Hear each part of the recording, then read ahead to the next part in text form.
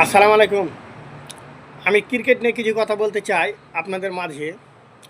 যেমন দেখেন, বিরাট কোহলি, কিং বিরাট কোহলি, বুঝছেন?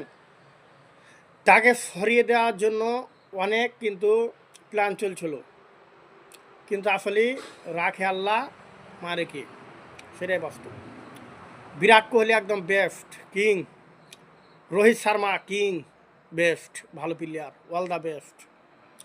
কিন্তু এই যে গৌতম গম্ভীর প্লেয়ারটা, ভারতের Indian player Gautam Gambhir opening player তিনি ছিল।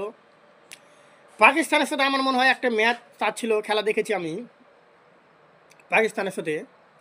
সেই ম্যাচে ওই পাকিস্তানের সাথে কিন্তু ইন্ডিয়া হোয়াইট হাউস হয়েছিল, ইন্ডিয়া কিন্তু হোয়াইট হাউস হয়েছিল। কিন্তু সেই ম্যাচটিতে গৌতম গম্ভীর 3 ম্যাচের মধ্যে বর্তমান 2 ম্যাচ, 2বার বতক। তো আমার যে মন বলছে যে গৌতম গম্ভীরকে কোচ করা হয়েছে।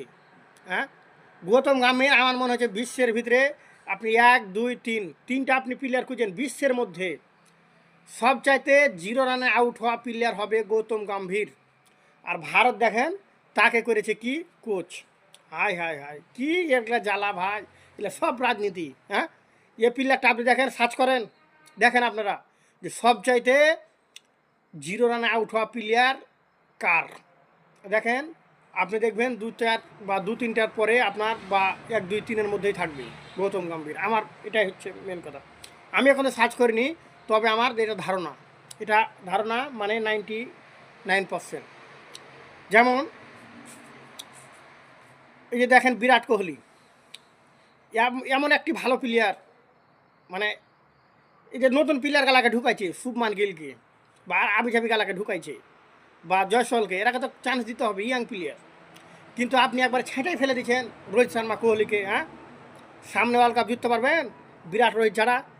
আপনাকে বলে দিন, বিরাট কোহলি রোহিত শর্মা যদি না থাকে তো আপনি দ্বিতীয় রাউন্ডে যেতে পারবেন না।